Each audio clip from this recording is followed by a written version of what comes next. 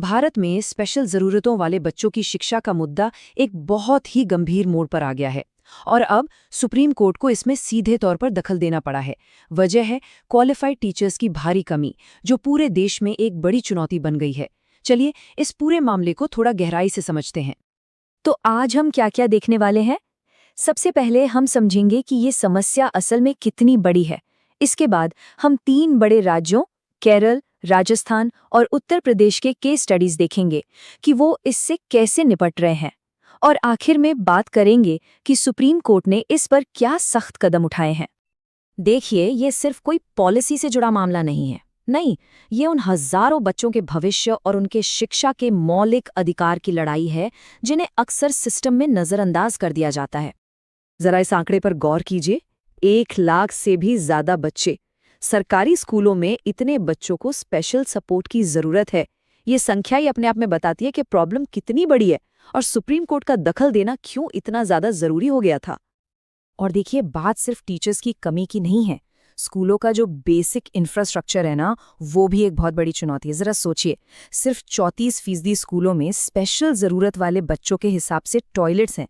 ये दिखाता है कि अभी हमें कितना लंबा सफर तय करना है।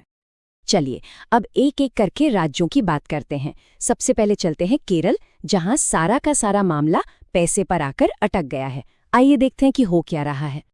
तो केरल सरकार ये तो मानती है कि उनके पास 6,307 कॉन्ट्रैक्चुअल स्पेशल एजुकेशन टीचर्स है और इनमें से कई तो आरसीआई क्वालिफाइड भी हैं, मतलब पूरी तरह से काबिल। लेकिन सरकार का तर्क है कि वो इन टीचर्स को परमानेंट नौकरी नहीं दे सकते।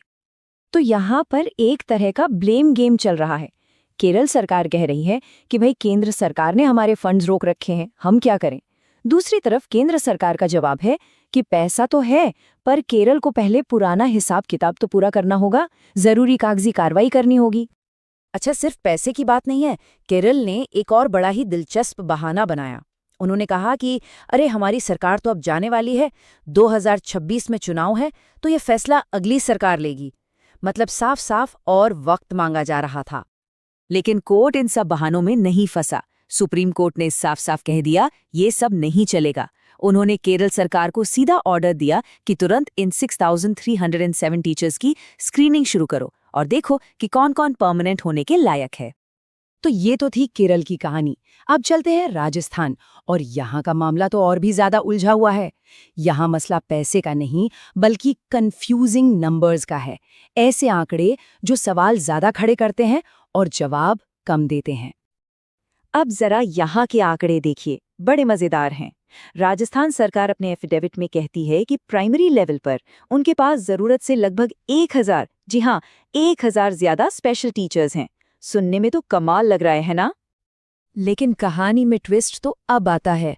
अगर इतने सारे टीचर्स हैं, तो फिर उनकी जो स्क्रीनिंग कमेटी है, उसके पास परमानेंट करने के लिए सिर्फ एक टीचर का केस क्यों है?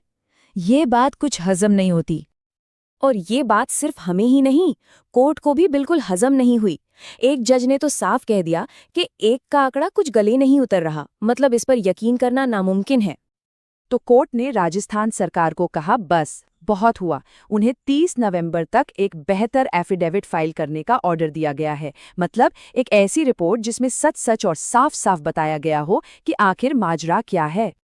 तो राजस्थान के इन उलझे हुए नंबरों से आगे बढ़ते हैं और अब रुख करते हैं उत्तर प्रदेश का। यहाँ चुनौती है विशाल स्केल की। उत्तर प्रदेश में 5,352, सोचिए 5,000 से भी ज्यादा स्पेशल टीचर्स की पोस्ट सैंक्शनड हैं, लेकिन खाली पड़ी हैं। ये एक बहुत बहुत बड़ा गैप है और अभी तक इनमें से कुछ ही पोस्ट पर क्वालिफाइड कॉन्ट्रैक्चुअल टीचर्स काम कर रहे हैं।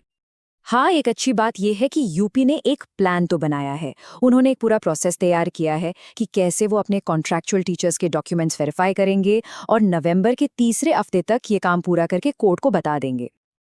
लेकिन जैसा कि होता है, यहाँ भी एक लेकिन था।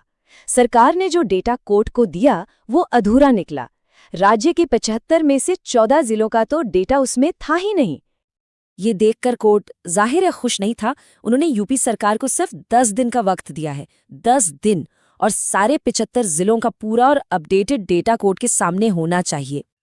तो केरला, राजस्थान और उत्तर प्रदेश, इन तीनों राज्यों के मामलों को देखकर एक बात तो एकदम साफ हो जाती है, सुप्रीम कोर्ट अब कोई भी बहाना सुनने के मूड में नहीं है और वो पूरी जवाबदेही तय कर रहा है। आप देखिए, कोर्ट ने हर राज्य के लिए उसकी प्रॉब्लम के हिसाब से ऑर्डर दिया है। केरल से कहा कि टीचर्स की स्क्रीनिंग करो, राजस्थान से कहा कि अपने आंकड़े ठीक करो और उत्तर प्रदेश को पूरा डेटा लाने का आदेश दिया। मतलब अब बहानों का टाइम खत्म, एक्शन का टाइम शुरू। और आखिर में ये पूरा मामला हमें एक बहुत बड़े और ज़रूरी सवाल के साथ छोड़ जाता है। जब हमारी ब्यूरोक्रेसी, हमारी सरकारें, फंड्स, डेटा और पॉलिटिक्स के चक्कर में बच्चों की शिक्षा जैसी बुनियादी ज़रूरत को पूरा करने में फेल हो जाती हैं, तो क्या अदालत ही उन बच्चों के लिए आखिरी उम्मीद की किरण